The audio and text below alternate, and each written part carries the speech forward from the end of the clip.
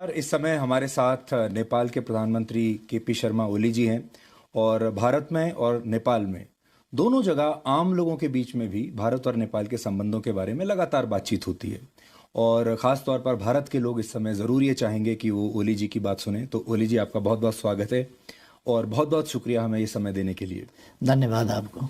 ओली जी, भारत और नेपाल हमेशा राम लक्ष्मण की तरह रहे हैं और आप तो अक्सर रामायण के बारे में बात करते रहते हैं, लेकिन अब ऐसा लगता है कि लक्ष्मण जो है वो ये कहने लगा है राम से कि अब मुझे भी बराबरी का दर्जा चाहिए और अब हम बराबरी के हिसाब से रहेंगे। ये अचानक हुआ है। ऐसा लगता है कि जैसे नेपाल के मन में कोई बात खटक रही है।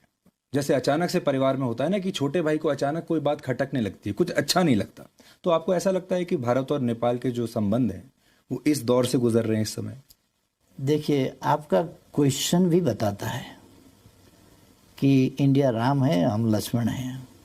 इसके कई अर्थ होते हैं। इंडिया भगवान है, हम उसके छोटे भाई हैं। इंडिया बड़ा भाई है, हम छोटे भाई हैं। मैं कहता हूँ भूगोल में, जनसंख्या में छोटे और बड़े हो सकते हैं, मगर हम हमेशा से सार्वभौम समानता की बात करते हैं। अर्थात हम छोटे या बड़े नहीं हैं। साइज में छोटे बड़े हो सकते हैं, मगर राष्ट्र के रूप में, एज ए नेशन, एक देश के रूप में छोटे बड़े ये फीलिंग रखेंगे तभी बॉस होता है।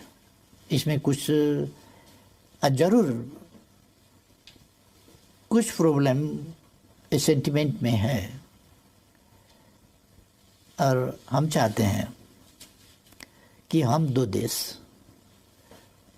सार्वभौम सत्ता संपन्न देश, सुवरेन देश, दो पड़ोसी देश, दो पड़ोसी मित्र देश जो एक रीजन में रहते हैं, हमारा संबंधों को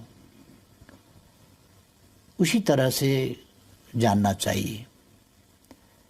ये पुराने ज़माना नहीं है, ये कॉलोनियल एरा नहीं है, ये एरा स्वाधीनता का एरा है, पारस्परिक सम्मान का एरा है। एक चीज़ ये है जिसको हमें मानना चाहिए। दूसरा, हाँ, डिबेट हो रहा है, डिबेट चलता है। डिबेट ही सत्य को बाहर लाता है। वादे वादे जायते तत्वबोध। बहस ना करें तब सत्य को पता लगाना भी मुश्किल हो जाएगा। इसलिए हमारा ट्रेडिशन भी है। जब दुनिया अंधकार में थी, त्रेता युग में जनकपुर में यज्ञवल्क्य, गार्गी, अष्टवक्र वगैरह बहुत सारे ऋषियाँ और विदुषियाँ शास्त्र के बारे में, दर्शन के बारे में, जीवन जगत के बारे में विवादें करते थे। तब दर्शन का अभ्युदय हुआ। दर्शन यहीं से पैदा हुआ था ना। हालांकि यूरोपियन सब दर्शन का, साइंस का उद्गम अरस्तु से मानते हैं। अरस्तु तो ईसा पूर्व 600 साल के, उससे कई साल पूर्व, उसके 1500 साल पूर्व यहाँ दर्शन के बारे में छलफल होता था, विचार विमर्श होता था। इसलिए बहस होना अच्छा है। बहस स्वस्थ होना चाहिए और सत्य को पता लगाने के मकसद से होना चाहिए। तो आप कह रहे हैं कि अब आप भारत को बॉस मानने से इनकार करते हैं, उसी पर बहस है।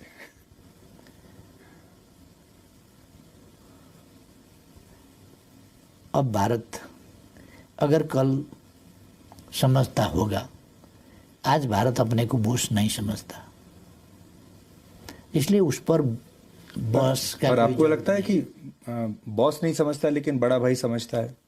और हमारे संस्कारों में तो बड़े छोटे का हमेशा जो प्रेम बना रहता है। देखिए, आप 68 साल के हैं, मोदी जी 70 साल के हैं, तो तो ऐसे भी आपके बड़े भाई हुए, तो आप भी कभी भी फोन उठाकर उनसे सीधे बात कर सकते। व्यक्तिगत तौर से, हाँ, व्यक्तिगत तौर से वो हमसे बड़े हैं उम्र के हिसाब से। जब हम दो प्राइम मिनिस्टर बैठेंगे तो दो प्राइम मिनिस्टर बैठेंगे, बड़ा प्राइम मिनिस्टर छोटा प्राइम मिनिस्टर नहीं, दो सोवरेन कंट्री के प्राइम मिनिस्टर्स बैठेंगे।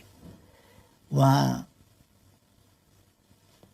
कई देश के प्राइम मिनिस्टर, प्रेसिडेंट्स बहुत छोटे उम्र के हैं, अभी बहुत छोटे उम्र के। जब हम पॉलिटिक्स में लगे तब वो पैदा भी नहीं हुए थे। बिल्कुल ऐसे छोटे उम्र के हैं, फिर भी प्रेसिडेंट हैं। बड़े राष्ट्र के हों, छोटे राष्ट्र के हों, प्रेसिडेंट हैं। हर प्रेसिडेंट के साथ उनका बराबरी का रिश्ता होगा, प्राइम मिनिस्टर का बराबरी का रिश्ता होगा, हेड ऑफ द गवर्नमेंट के वजह से, हिसाब से। इसमें मोदी जी को कोई एतराज़ नहीं है। मोदी जी बराबरी की हैसियत से संबंध बनाने में उनको कोई एतराज़ नहीं है। मगर मेरे बातों को लेकर कि मोदी जी का बराबरी का प्राइम मिनिस्टर हूँ बोला, इसको बुरा मानने वाले बहुत लोग हैं। तो मैं क्या करूं? मैं हर आदमी के उनके बातों के पीछे तो नहीं जा सकता। मैं देशों का बात कर रहा हूं, व्यक्ति का बात नहीं।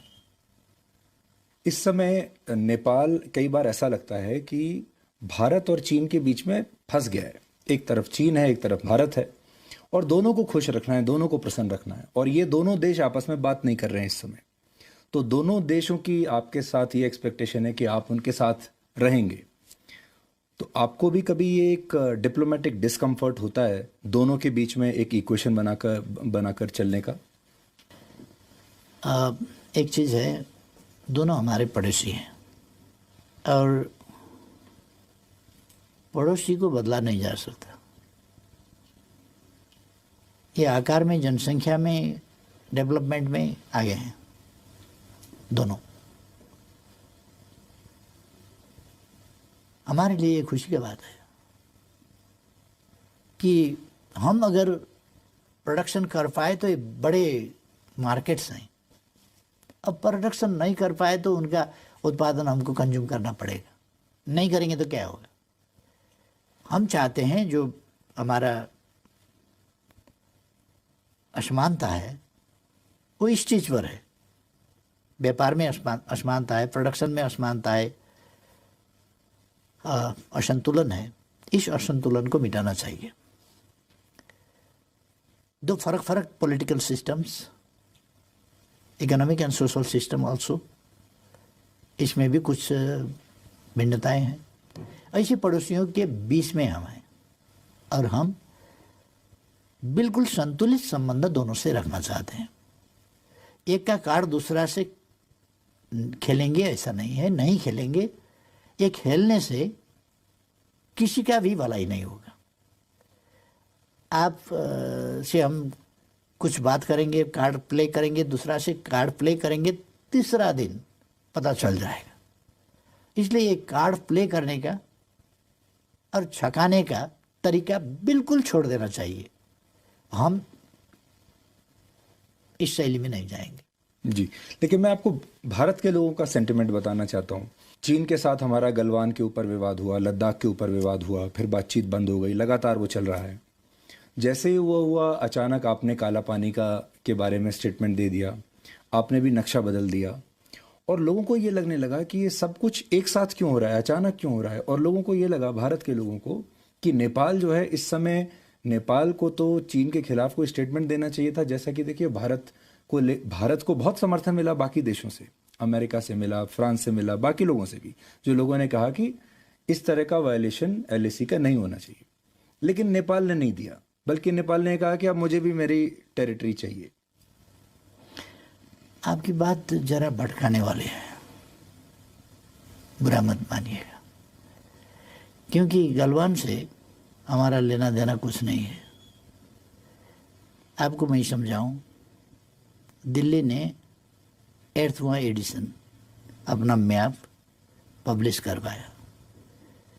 कश्मीर और लद्दाख का बात था, वहीं पर सीमित रहता हो जाता, फिर नेपाल का टेरिटरी उसमें नेपाल का टेरिटोरी को शामिल करने का कोई ज़रूरत नहीं था। हमने उस नक्शे के ऊपर डिप्लोमेटिक नोट भेजा, वार्ता का प्रस्ताव रखा और वार्ता के जरिए यहाँ पर मिसअंडरस्टैंडिंग नहीं होना चाहिए, इसको समाधान करना चाहिए। आप लोगों ने जो 8वां एडिशन छपवाया ये ठीक नहीं हुआ, ये हमने बोला, उसका कोई पॉजिटिव रेस्पॉन्स भी नहीं हुआ। अब गलवान से हमारा क्या लेना देना है? आप नक्शा छपवाते हैं उसी वक्त तो हमको लिखना पड़ा कि ये नहीं करना चाहिए था जी। और फिर रास्ता बनवाया गया हमारे टेरिटरी पर और इनागुरेशन किया गया, उद्घाटन। हमने फिर डिप्लोमेटिक नोट लिखा, रिक्वेस्ट किया, बातचीत किया जाए, ये ठीक नहीं हुआ। गलवान से क्या लेना देना है? वहां उद्घाटन होता है, हमने विरोध किया उद्घाटन का, गलवान से मिलाकर उद्घाटन क्यों किया गया? उसी वक्त उद्घाटन करने का क्या जरूरी था? अच्छा, आपको लगा कि अब बताइए जी। गलवान से हमको क्यों जोड़ते हैं? और दूसरा, दूसरे देशों का पॉलिटिक्स, किसी का साइड लेने का पॉलिटिक्स हमारा पॉलिटिक्स नहीं है। हमारा पॉलिटिक्स है पॉलिटिक्स ऑफ न्यूट्रलिटी, तटस्थता का हमारा नीति है। हम दोनों पड़ोसियों के बीच तटस्थ रहेंगे। वार्ता नहीं हो रहा है तो हम वार्ता शुरू कराने की कोशिश करेंगे। दोनों मित्र हैं, हम प्रेसिडेंट सी से भी बात कर सकते हैं, ली खचियांग से भी बात कर सकते हैं, प्राइम मिनिस्टर से, वैसे ही मोदी जी से भी बात कर सकते हैं। दोनों तरफ हमारे मित्र हैं। हम दोनों मित्र के बीच में जो मिसअंडरस्टैंडिंग है उसको हटाने में और संबंधों को, ऐसा ही तो कहते हैं सबसे बड़ा ताकत क्या है? मित्रता। आपको ऐसा लगता है कि आप शी जिनपिंग और नरेंद्र मोदी के बीच कुछ इस तरह की मध्यस्थता कर सकते हैं, बातचीत कर सकते हैं, जिसमें आप कोई रोल निभा सकते हैं एज ए न्यूट्रल एम्पायर? हाँ, ऑफ कोर्स। पर वो कैसे होगा? हम दोनों और बात करेंगे कि आप लोग बातचीत पर बैठ जाइए, क्योंकि हमारे लगभग समवयस्क साथी सब हैं। 1-1.5 साल कोई बड़ा होगा, 1-1.5 साल कोई छोटा होगा, समवयस्क हैं। लंबे समय से हम पॉलिटिक्स में हैं सब। बिल्कुल। इसलिए हम साथी जैसे ही हैं ही नहीं, हम साथी ही हैं। पर ये सब तो तब होगा जब आप सरकार में बने रहेंगे, क्योंकि अप्रैल और मई में चुनाव होने वाले हैं। तो चुनाव के बाद आपको क्या लगता है, आपकी दोबारा से वापसी होगी या इस बार कोई और आएगा? हाँ, आपकी प्रश्न बहुत अच्छा है। हमारा पार्टी इस बार मेजॉरिटी लाएगी, मुझे उम्मीद है।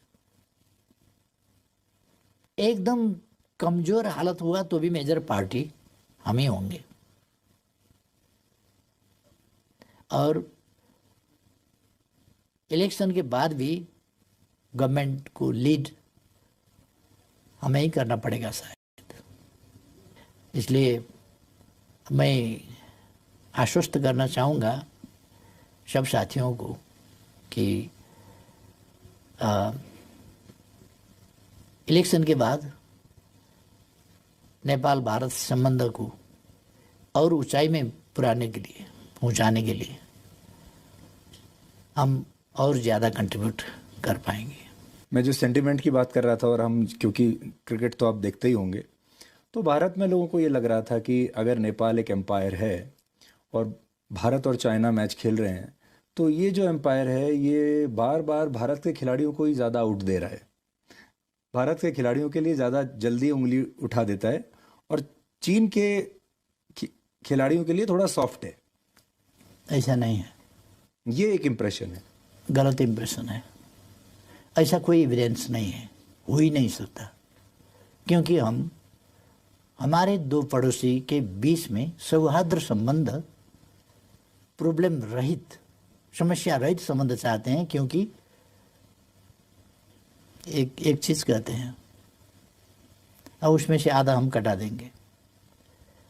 हाथी अगर लड़े तो भी मैदान का नुकसान ही होगा, हाथी अगर मिल गए तो भी मैदान का नुकसान होगा। ये मिल गए तो भी नुकसान होगा, ये इसको हम कटा देंगे। हाथी अगर लड़ेंगे तो मैदान का नुकसान तो होगा। ए टू जाइंट नेबर्स, ये बड़े पड़ोसी लड़ने लगे तो उसका नकारात्मक असर तो हमको पड़ेगा ही। इसलिए हम चाहते हैं कि अब एशिया का जमाना है, अपने खुद को विकास करना चाहिए। कल का विकास था दूसरा का रिसोर्स लूट कर ले जाना, दूसरा का मैन पावर, दूसरा का रिसोर्स, दूसरा का प्रॉपर्टी लूट कर धन कमाना। ये था कल का विकास का मॉडल। आज का विकास का मॉडल है खुद को करना होगा विकास के काम। खुद को करने के लिए शांति चाहिए, मित्रता चाहिए, टेंशन फ्री एनवायरनमेंट, कोई तनाव रहित वातावरण होना चाहिए। तभी विकास को तीव्रता दे सकते हैं, हम गति दे सकते हैं। इसलिए अपने देश के अंदर में हो या पड़ोस में हो, पड़ोसी से हो या अपने अंदर हो, शांति हो तो हम विकास को गति दे सकते हैं। शांति नहीं है तो उस पर हमको ज़्यादा ध्यान रखना पड़ेगा, ज़्यादा खर्च करना पड़ेगा। अननेसेसरीली विकास का जो प्रयास है और विकास के जो रिसोर्स हैं उसको शांति मेंटेन करने के ओर हमको खर्चा करना पड़ेगा। इसलिए वो हमारे लिए, हमारे विकास के प्रयासों के लिए नुकसानदायी होगा। इसलिए हम चाहते हैं कि हमारे पड़ोसी में अच्छा संबंध हो, विश्वास का वातावरण हो, भरोसा योग्य मित्र बने, कि एक अर्का पर संदेह हो, हम आप मित्र हैं मगर संदेह है आपके ऊपर, साथ में सोए हैं, नींद नहीं आएगी, क्योंकि नींद आ जाएगी मैं सो जाऊं तो मित्र क्या करेगा, मित्र के नाम में बड़ा खतरनाक आदमी मेरे पास में सोने का बहाना कर रहा है, खतरा है, तो नींद नहीं आएगी। आपको किसके साथ अच्छी नींद आ रही है आजकल?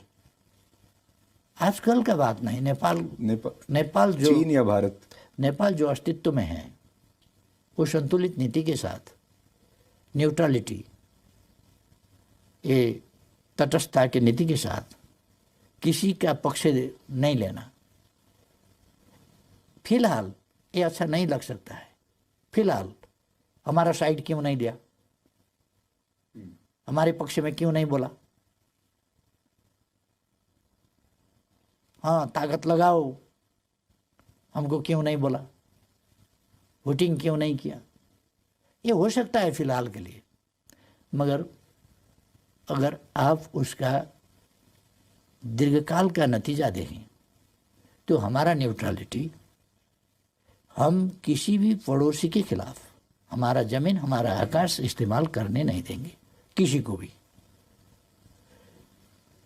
सबके लिए ये एक प्रतिरक्षा वाल हो गया ना जी।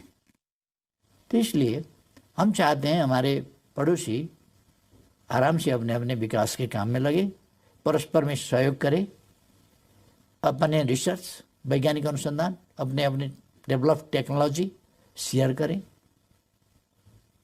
और ये ज़माना है एशिया का, अब ज़माना है एशिया का, जहाँ से वास्तव में सिविलाइजेशन शुरू हुआ।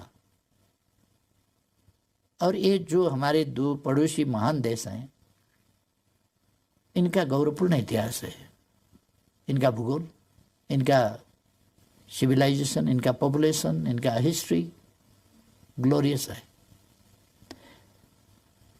मगर यहाँ के शासकों की कमियाँ और खासतौर से साइंस एंड टेक्नोलॉजी का शुरू में जो विकास हुआ वो हमारे खिलाफ इस्तेमाल हुआ। एशिया के खिलाफ इस्तेमाल हुआ। इंजन बना हमारे खिलाफ, स्टीमर बने हमारे खिलाफ, वेपन्स बने हमारे खिलाफ। ये तो टेक्नोलॉजी का विकास था, दुनिया के मानव जाति के लिए होना चाहिए था। हम भी साथ ही साथ आगे बढ़ते, मगर साइंस एंड टेक्नोलॉजी को, विज्ञान प्रविधि को हमारे खिलाफ इस्तेमाल किया गया। इसलिए भारत जैसा देश क्या कमी था कि गरीब रहा, हिमालय से हिंद महासागर तक क्या कमी था, हिमालय से चमोलंगमा से पैसिफिक तक क्या कमी था चीन में? क्या पॉपुलेशन नहीं था काम करने के लिए? ओल्ड एज पॉपुलेशन था? ऐसा नहीं था। यंग पॉपुलेशन, जवान जनसंख्या, जनसांख्यिक लाभ दोनों को था। क्यों? इसलिए कि साइंस एंड टेक्नोलॉजी का जो विकास हुआ वो इनके खिलाफ प्रयोग किया गया। और दूसरे पड़ोस के ऐसे ही हमारे यहाँ, हम तो उपनिवेश कभी नहीं बने, मगर उपनिवेश नहीं बने, गरीब तो बन गए। गरीब तो रहना ही पड़ा हमको, क्योंकि उसका जो असर है वो तो हमको भी पड़ा। इसलिए अब वो जमाना गया। मैं अभी काठमांडू में जब घूम रहा था, लोगों से मिल रहा था, तो एकदम ऐसा लगा जैसे भारत में ही हूँ। ऐसा लगा ही नहीं कि कहीं बाहर किसी दूसरे देश में है। कल्चर, संस्कार, सब कुछ भारत जैसा है। भाषा, और भारत में तो कहती हैं कि रोटी और बेटी का रिश्ता है नेपाल के साथ। आपको ऐसा लगता है कभी कि यह रिश्ता आपका कभी चीन के साथ भी हो सकता है? ये जो भारत के साथ जो विशेष रिश्ता है, स्पेशल है, ये कभी चीन के साथ भी हो सकता है? चीन के साथ भी कभी आपके पोरस बॉर्डर्स हो सकते हैं कि कोई भी नेपाली जाके कभी भी चीन में काम कर पाए, कभी भी जाके चीन में शादी कर ले? चीन इन्वेस्टमेंट के लिए अच्छा हो सकता है, उसके पास पैसा हो सकता है, बट आपको कभी ऐसा लगता है भविष्य में चीन के साथ भी ऐसे आपके संबंध हों, या ये भारत के साथ ही संभवता हो? जो एक बार हो गया वो हो गया, शायद आज वैसा भी ना हो पाता। देखिए, मैंने इससे पहले का इंटरव्यू में बोला कि मैं नेपाल के बारे में ही बोल नहीं रहा हूँ। जब मैं हमारे सभ्यता का, हमारे इतिहास का बात करता हूँ, हमारे पूर्वजों का बात करता हूँ, हमारे ऋषियों का बात करता हूँ, संतों का बात करता हूँ, तो हम उत्तराखंड, ये हिमवत खंड का बात करता हूँ। हिमवत खंड दुनिया का ऐसा जगह है, ये प्रकृति का अनुपम सौंदर्य ही नहीं, ये खनिजों का खानी भी है। यहाँ का हवा पानी ऐसा है कि यहाँ के लोग ऋषि महर्षि विद्वान बन जाएंगे। मैंने कहा कुछ पहले भी कि हमारे यहाँ 3000 साल से पहले शल्य क्रिया, चिकित्सा शास्त्र का विकास हुआ था। चिकित्सा शास्त्र का इसका प्रमाण है अभी भी चरक संहिता में हम देख सकते हैं। हम शल्य क्रिया का विकास देख सकते हैं सुश्रुत संहिता में 3000 साल से पहले। बाकी दुनिया तो अंधकार में था। हमारे यहाँ 9 ग्रह का अवस्थिति और उनका गति, नक्षत्रों का, ग्रहों का अवस्थिति, 12 राशि हमारे पूर्वजों ने बांटा है। सारा अंतरिक्ष को बांट दिए 12 भागों में, राशियों में। और कितने नक्षत्र हैं, कितने क्या हैं, कितने क्या हैं, ग्रह कितना है, उपग्रह कितने हैं। और मैंने कहा कि न्यूटन ने नहीं, न्यूटन से 500 साल पहले, 500 साल पहले कम से कम 16वीं शताब्दी का न्यूटन हुए कि 12वीं शताब्दी में 1150 में भास्कराचार्य ने गुरुत्वाकर्षण का सिद्धांत पता लगाया था। और कैसे वृक्ष से फल जमीन पर गिरते हैं क्यों, जिसको देखकर गैलीलियो चकमा गए थे।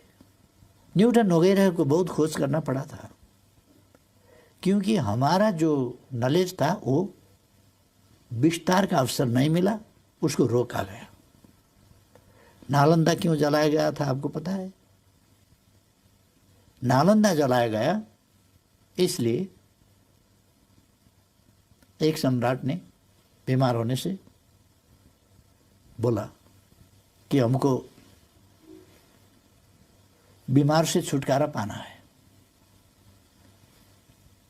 मगर तुम्हारा औषधि हम नहीं लेंगे, धर्म के हिसाब से हम नहीं लेंगे तुम्हारा औषधि, हमको ठीक करना है आपको। तो नालंदा के ऋषियों ने, मतलब प्रोफेसरों ने आइडिया लगाया कि उनको एक मोटा सा किताब दे दी और कहे कि इसके पाने उल्टाते रहो, पाने उलटते रहो और उलटते रहो। 2-4 रोज पाने उलटते रहे, ठीक हो गए। आश्चर्य से उनसे पूछा कि हम कैसे ठीक हो गए, क्या राज है? तो उन्होंने बताया कि आपको पाने पलटाते वक्त ऐसा करना पड़ा था, क्योंकि पाने ऐसे नहीं पलटते, उसको कुछ ऐसा गीला करना होता है। तो आप उंगली जीभ पर ले जा रहे थे पटक पटक, और पाने पलटा रहे थे। वो पाने में औषधि लगाया गया था, तो वो औषधि ऐसे करके आप ले रहे थे, उससे कुछ दिन में आपको ठीक कर दिया।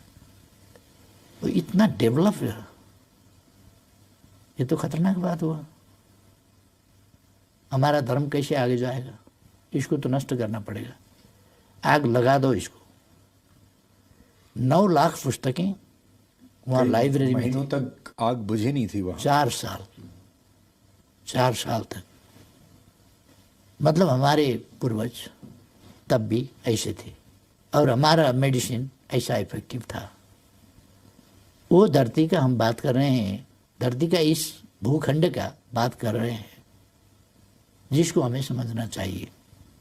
और आपने जो पूछा, इन सब बातों से उलझना हमें नहीं चाहिए, ये उलझने की बात है। ब्रॉड माइंडेड होना चाहिए, और ब्रॉड माइंड के साथ हमें आगे बढ़ना चाहिए।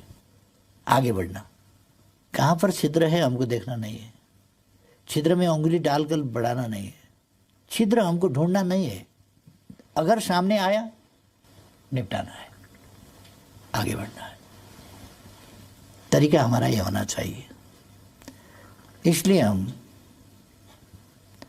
भारतीय भाइयों और बहनों को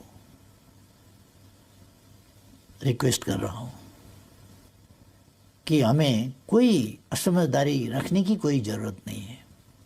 हम 2 पड़ोसी देश हैं, आकार में छोटे बड़े हैं, मगर राष्ट्र की हैसियत से बराबर है, और इस समता के भाव से हमें आगे बढ़ना चाहिए। पिछले कुछ महीनों से जब हम आपको लगातार ऑब्जर्व कर रहे थे, तो हमने ये भी देखा कि आप एक प्रधानमंत्री तो हैं, नेता भी हैं, लेकिन आपके अंदर एक हिस्ट्री का प्रोफेसर भी है, एक दर्शन का प्रोफेसर भी है। और हाल के दिनों में आपने जितने लॉजिक्स निकाले, चाहे वो काला पानी, वो भी आपने हिस्ट्री में से निकाला, वो पूरा नक्शे की बात। रामायण के बारे में आपने कहा, वो भी आपने पूरा माइथोलॉजी से और हिस्ट्री से ही निकाला। तो बहुत सारी चीज़ें आप आजकल निकाल रहे हैं। तो कई बार मुझे लगता है कि भारत के जो नेता हैं या सरकार है, उसको एक प्रधानमंत्री और सरकार से नहीं, एक हिस्ट्री के प्रोफेसर से भी डील करना पड़ेगा। तो इसलिए हिस्ट्री, एक आपके साथ शायद हिस्ट्री पर भी वाद विवाद करने की ज़रूरत पड़े। हाँ, अगर जेएनयू कुछ ऐसा डिबेट ऑर्गेनाइज करेगा तो भी ठीक होगा कि हम, हाँ, भारत में बहुत सारे विद्वान हैं, मगर जो प्रचार प्रसार होना चाहिए उनके विचारों का, उनका खोज का, उनके अनुसंधान का, और जो हमारे ग्रंथें हैं, हमारे रचनाएं हैं पूर्वजों के और आविष्कार हैं, हमारे पूर्वज ऐसे इनोवेटिव थे और ऐसे रिसर्चर थे जिन्होंने कोई ऐसा पौधे का, पेड़ों का पत्ता नहीं छोड़ा होगा जिसको सिखा नहीं किया होगा। आपने ये भी देखा होगा कि भारत में 2014 के बाद, जब से प्रधानमंत्री नरेंद्र मोदी बने, एक राष्ट्रवाद की लहर आई है, एक नया अलग माहौल बना है। क्या आपको ऐसा लगता है कि आपके नेतृत्व में आप भी वही नेपाल में करने की कोशिश कर रहे हैं कि एक देश को उसका प्राइड याद दिलाना चाहिए, उसमें एक राष्ट्रवाद की भावना डालनी चाहिए, जो भारत पश्चिमी देशों के साथ कर रहा है, जो भारत चीन के साथ कर रहा है इस समय, कि हमें भी बराबरी का दर्जा चाहिए, वही आप नेपाल के साथ कर रहे हैं और अनफॉर्चुनेटली सबसे पहले नज़र आपकी भारत पर ही पड़ गई? बात ऐसा है, आज का ज़माना ही, मैंने शुरू में ही कहा, ये औपनिवेशिकता का ज़माना नहीं है, उपनिवेशवाद का ज़माना नहीं है। कॉलोनियलिज्म का एक ज़माना था, अब वो समाप्त हो गया। उसके अवशेषों को हमें समाप्त करना है, अपने मन से, अपने मस्तिष्क से।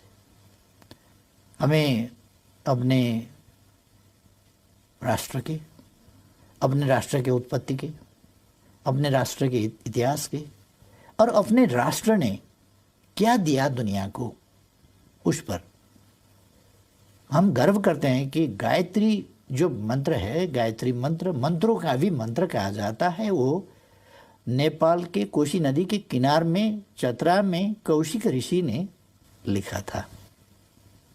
मंत्रों का मंत्र, सर्वोच्च मंत्र गायत्री मंत्र कौशिक ऋषि ने कोशी के किनार में लिखा था। व्यास यहीं तपस्या करते थे। ये तपस्या ही करते थे नहीं, ये तपोभूमि तो है। तपोभूमि क्यों? ज्ञान भूमि है, ध्यान भूमि है। ध्यान का आविष्कार यहीं से हुआ था, योग का आविष्कार यहीं से हुआ था। इसलिए हमारे पास गर्व करने लायक चीजें हैं, गर्व करने के वस्तुएं हैं हमारे पास। हमारे यहाँ बहुत सारे लोग इस कॉन्सेप्ट को अखंड भारत का कॉन्सेप्ट बनाकर आगे पुश करते हैं कि ये अखंड भारत होना चाहिए। फिर सारे जो आसपास के जो ये पूरा इलाका है, ये संस्कार हैं, ये हमारी जो इतिहास है इतना, वो सब फिर एक अखंड भारत के कॉन्सेप्ट में आ जाएगा। आप उससे अग्री करते हैं? नहीं। प्रश्न यह है कि इतिहास पीछे नहीं जाएगी। अखंड भारत दरअसल कभी था ही नहीं, था ही नहीं। और एक कंसेप्ट, जैसे आपको बताऊं, आपने इतिहास में पढ़ा होगा, द्रुपद का देश था, विराट का देश था, जनक का देश था, उसका देश था, उसका देश था, बहुत सारे देश थे। अब से 4000 साल पहले, कम से कम हम रामायण को 7000, 9000, 12000 कहते हैं, हम 4000 साल पहले का बात करते हैं, क्योंकि मेसोपोटामिया सभ्यता ने 4200 साल पहले गाड़ी का, कैरेट का पहिया बनाया था। उसके बाद राम के पिता दशरथ के पास 10 रथ थे, अपने लिए, 4 रानियों के लिए और दूसरे अपने विद्वान लोगों के लिए। इसलिए उन्हें 10 रथ कहा गया, 10 रथ होने की वजह से। इसका मतलब 4200 साल से इधर का हिस्ट्री है ये। इसका मतलब मेसोपोटामिया से यहाँ तक आने में, आप फैजाबाद तक कहेंगे जी, हम अयोध्यापुरी तक कहेंगे, आप यहाँ तक कहेंगे जी, अयोध्यापुरी तक कहेंगे। इसमें फिर मेरा कोई पूर्वाग्रह नहीं है, इसमें कोई कन्फ्यूजन नहीं रहना चाहिए कि हम कोई झमेला करना चाहें, ऐसा नहीं है। हम तो बस खोज किया जाए पवित्र राम भूमि, राम का जन्मभूमि असल में जो है वही पवित्र है। उसी की मिट्टी सर में लगाने से मतलब होगा, कोई दूसरी जगह को राम जन्मभूमि कहकर मिट्टी लगाने से कोई फायदा नहीं है। कहीं ऐसा तो नहीं कि आपने हिस्टोरिकल वर्जन को डिप्लोमेसी और पॉलिटिक्स में यूज कर लिया? नहीं, मैं आपको यही सजेस्ट करना चाहता था कि हमारा हिस्ट्री जो है, एक भारत, एक भारतवर्ष। भारतवर्ष का मतलब क्या था कि ये समूचा इलाका जहाँ हजारों राज थे तब भारतवर्ष का कहला जाता था। एक ही राज्य था भारतवर्ष, ऐसा नहीं है। भारतवर्ष कई राज्य थे और ये तो यूनिफाइड भारत। दरअसल मैं सजेस्ट करना चाहूँगा, सुझाव देना चाहूँगा कि यूनिफाइड भारत बना कब, ये सचमुच में हिस्ट्री को जानना चाहिए। कल्चरली एक बनना दूसरी बात है, मगर देश कई थे। त्रेता युग में भी कई देश थे। द्वापर युग में कई देश थे। विराट राजा का विराट दरबार, हस्तिनापुर, द्वारका, गोपालों का राज था, वहाँ यदुवंश का राज था। हस्तिनापुर में दूसरा का था, दूसरी जगह दूसरा का था, दूसरी जगह दूसरा का था। ऐसा बहुत राज्य थे। राज्य बनते थे, टूटते थे, जीता जाता था, हारा जाता था। वो समय ऐसा ही था। माइट इज राइट का जमाना था। जिसने जीता जीत लिया। कोई संयुक्त राष्ट्र संघ तो नहीं था। पीस कीपिंग फोर्स भी कोई नहीं भेजता था तब। जिसने समेटा और खदेड़ दिया। हाँ, इसलिए कभी था ही नहीं भारतवर्ष एक हिमवत खंड का, अफगानिस्तान से लेकर म्यांमार तक, बर्मा तक का भूमि, उत्तराखंड के हिमवत खंड, ये हिमवत खंड के अंदर भारतवर्ष था। साउथ एशिया को भारतवर्ष कहा जाता था। इसको नामकरण इसलिए रीजन को, मगर कई राज थे। अभी जैसा 7-8 देश नहीं, तब हजारों देश थे। आपको पता है 556 देश राजे रजौटे थे इंडिया में जब ब्रिटिश आए। बिल्कुल बिल्कुल थे। और सरदार पटेल को बड़ी मेहनत करनी पड़ी। तो इसलिए ये बहुत बात तक, आप जानते हैं, पंजाब का अपना कल्चर है, भाषा है, संस्कृति है, वेशभूषा है सब। बंगाल का बंगाली, उसका डिश, उसका भाषा, उसका कल्चर, उसके वाद्य वादन, ये सब ये अलग अलग है, अलग अलग थे। ये अब एक भारत बन गया। हमारे यहाँ 123 से ज़्यादा, 125 जात जाति और भाषाभाषी है। उतने ही भाषा हम बोलते हैं। ये हमारा एक देश है जी। पहले यूरोप का और हमारा बनावट अलग अलग है। यूरोप एक भूमि, एक भाषा, एक देश, एक संस्कृति, एक राष्ट्र। हमारा ऐसा नहीं हुआ।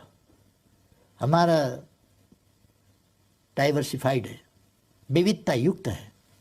जी, मेरा आखिरी सवाल आपसे ये है, तो फिर भारत और नेपाल का ये जो कल्चरल अलाइनमेंट है, पुराने जो चलता आ रहा है, हिस्टोरिकल अलाइनमेंट है, ये कैसे बना रहे इस समय, वो आप कैसे इंश्योर करेंगे? और जो हाल की ये जो विवाद हुए हैं, ये आपके हिसाब से कैसे सुलझ सकते हैं ताकि वही पुराना ज़माना लौट आए? क्योंकि देखिए, उधर चीन भी बहुत विस्तारवादी सोच वाला देश बन रहा है। तो आपका सजेशन क्या होगा? हाँ, चीन के बारे में इंडिया का रीडिंग, फीलिंग एक हो सकता है। आपने हमसे वो उस पर सहमति असहमति कुछ ढूंढा भी नहीं और हमको बताना भी जरूरी नहीं है। नहीं, आप भारत के पर्सपेक्टिव से सहमत हैं या नहीं है? जब भारत के बारे में बातचीत कर रहे हैं, भारत से कई भाषाएं हमारा मिलता जुलता है। जैसा अभी मैं हिंदी में बोल रहा हूँ। जी बिल्कुल। हाँ, टूटी फूटी हिंदी, ये पढ़ा हुआ हिंदी नहीं है, ऐसा ही बोल लिया। हमारे यहाँ बहुत सारे लोग हिंदी ही नहीं, नेपाली भी नहीं समझते। कई भाषा भाषिकाएं हैं। और एक चीज़ आपको समझना चाहिए कि हमारा परसेप्शन क्या है। हमारा कोसी नदी है, गंडकी नदी है, कर्णाली नदी है जो भारत में जाते हैं।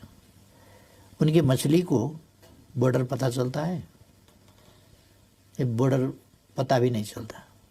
हमारे बॉर्डर इलाका में जो चिड़ियाएँ हैं वो इधर से उधर जाते हैं, उधर के गाछ में बैठते हैं, इधर आते हैं, इधर के गाछ में, उधर के धान खाते हैं, इधर के गेहूँ खाते हैं। इनको बॉर्डर का पता नहीं है। पर उनको अब नया ये नक्शा दिखाना पड़ेगा आपका? इसको मानना पड़ेगा। उनको नक्शा दिखाने का जरूरत नहीं है। नक्शा हम आपको देखना होगा कि असलियत क्या है। अब इसमें हमको ये चाहिए कि हम दरअसल सच्चाई को कबूल करें, तथ्यों को मानें और फीलिंग को समझें। ये जरूरी है। फीलिंग को आधारहीन फीलिंग को नहीं, सच्चाई पर आधारित, तथ्यों पर आधारित, प्रमाणों पर आधारित फीलिंग्स, उनको समझना चाहिए। इसलिए इंडिया ने नक्शा छापा नहीं है। इंडिया ने तो नक्शा छापा है अपना देश का। तो हर देश अपने नक्शा छापते हैं ना, अपने टेरिटोरी को समेट कर छापते हैं ना। विवाद है तो नहीं, नक्शा नहीं छापते। अब पाकिस्तान के साथ आपका विवाद हो गया, आप नक्शा तो छापते हैं, अपना टेरिटोरी जो मानते हैं आप उसको मानकर। पाकिस्तान जो अपना टेरिटोरी मानता है उसको मानकर फिर छापता है। जिस दिन वो विवाद निपटारा हो जाएगा, एक ही प्रकार का नक्शा बनेगा। हाँ, ये है बॉर्डर। अगर चीन ने ऐसा किया होता तो आप चीन के साथ भी ऐसे ही करते? मैं आपको ये बताऊं कि हम सोवरेनिटी के, टेरिटोरियल इंटीग्रिटी के सवाल में किसी से कम, किसी से ज़्यादा व्यवहार नहीं करते। किसी ने ऑक्युपाई किया तो अच्छा हुआ, किसी ने ऑक्युपाई किया तो अच्छा नहीं हुआ। किसी ने कुछ गलत किया तो वो भी ठीक है, किसी ने गलत किया तो सचमुच गलत है। ये हमारा इंसाफ नहीं है।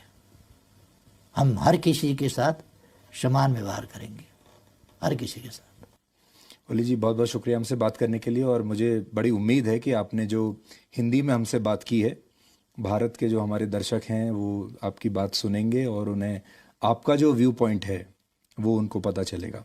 आपका बहुत बहुत शुक्रिया। धन्यवाद।